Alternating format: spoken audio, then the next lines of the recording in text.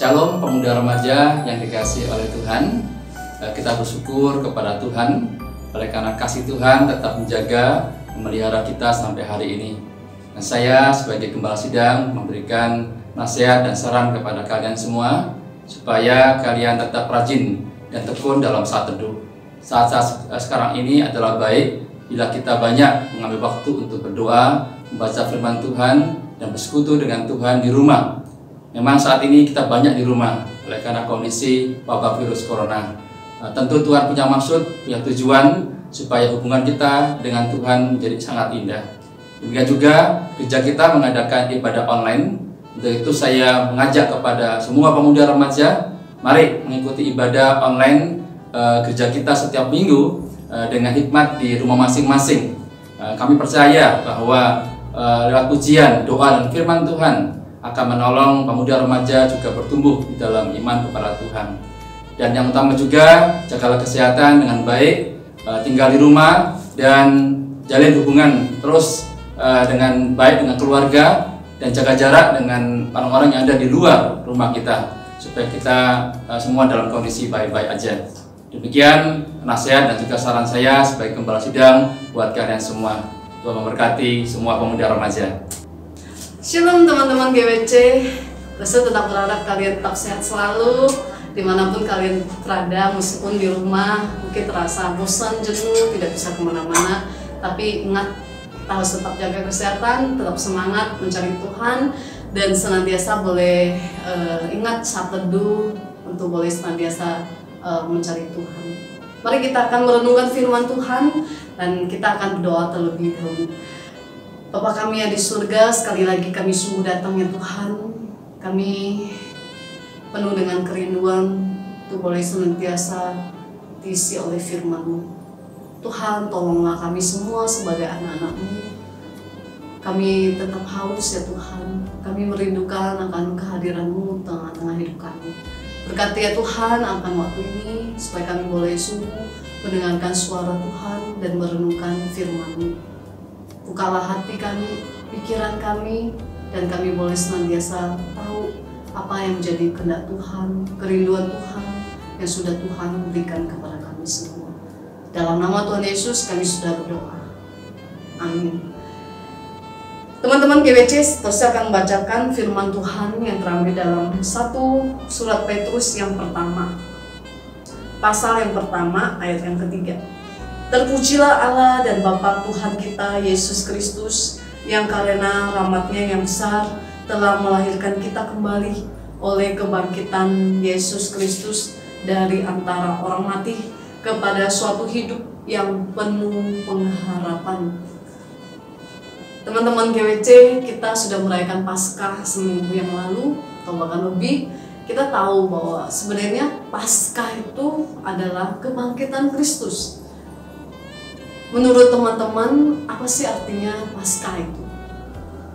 Teman-teman, kita tahu bahwa bagi bangsa Israel itu adalah pertolongan Tuhan ketika mereka bisa keluar dari bangsa Mesir. Mereka bisa keluar dari bangsa Mesir bukan karena kemampuan mereka sendiri, tetapi karena pertolongan daripada Tuhan. Mereka membuat roti tidak beragi. Mereka mengartikan Paskah itu dengan perayaan roti yang tak beragi itu. Teman-teman, kita tahu bahwa Paskah bagi orang percaya itu adalah kebangkitan Kristus. Kebangkitan di mana Tuhan hidup pada hari yang ketiga. Apakah kita mengerti Paskah itu hanya sekedar akan perayaan, memperingati akan kebangkitan Kristus? Tapi Paskah yang sesungguhnya adalah Paskah yang sudah Tuhan berikan, yang nyata melalui Kristus, yaitu memberikan kita hidup yang penuh pengharapan. Hidup yang tidak lagi yang kita jalani sia-sia, tetapi hidup yang penuh dengan arti. Teman-teman, mungkin apa sih kaitannya dengan saya hidup yang penuh pengharapan, hidup yang penuh arti itu? Teman-teman, kalau kita menyadari bahwa surat Petrus yang ditulis diawali dengan terpujilah Allah, itu ada ungkapan syukur yang begitu luar biasa. Bahwa hidup kita tidak sia-sia lagi, tetapi hidup kita penuh dengan pengharapan. Hidup kita penuh dengan arti. Oleh karena itu mari kita hidup dengan benar dan melakukan sesuatu yang benar dan boleh memuliakan nama Tuhan. Itulah sebenarnya arti hidup yang penuh pengharapan yang sudah Kristus lakukan untuk kita.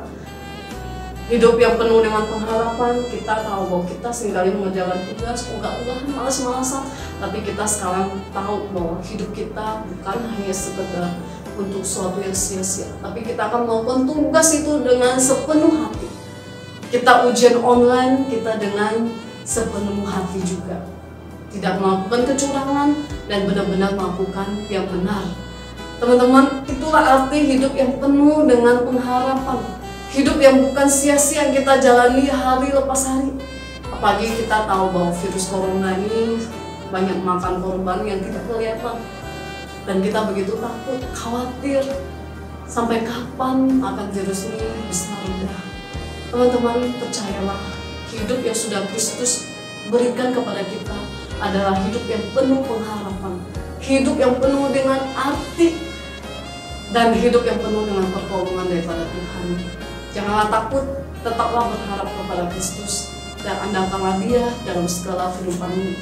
Dan kita senantiasa akan tahu bahwa hidup yang Tuhan berikan adalah hidup yang penuh dengan pengharapan, sukacita, damai daripada Tuhan.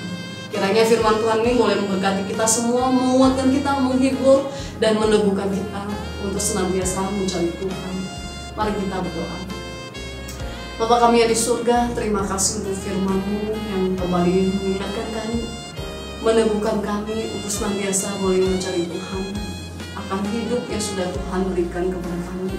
Kami tidak lagi mau hidup dengan sia-sia, tapi kami mau hidup sungguh-sungguh memuliakan nama Tuhan.